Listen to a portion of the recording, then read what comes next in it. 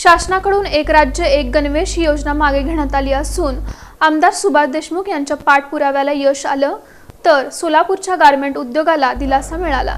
राज्य सरकारनं एक राज्य एक गणवेश योजना मागे घेतली आहे।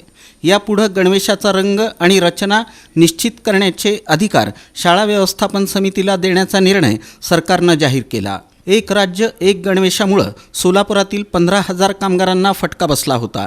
त्यामुळे ही योजना बंद करण्यासाठी आमदार सुभाष देशमुख यांनी शासनासह राज्यपालांकडे वारंवार पाठपुरावा केला होता। अखेर त्याला यश आलं। हा निर्णय रद्द झाल्यानंतर सोलापुरातील गारमेंट असोसिएशनच्या पदाधिकाऱ्यांनी आमदार सुभाष देशमुख यांचा सत्कार करत त्यांचे आभार मानले। या निर्णयामुळे सोलापूरच्या गारमेंट उद्योगाला दिलासा मिळाला आहे।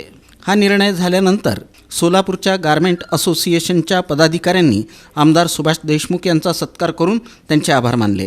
यावेळी असोसिएशनचे उपाध्यक्ष सतीश पवार, सेक्रेटरी प्रकाश पवार, खजिनदार श्रीकांत अंबुरे, सुनील मेंगजी, अमित जैन यांच्यासह इतर पदाधिकारी उपस्थित होते।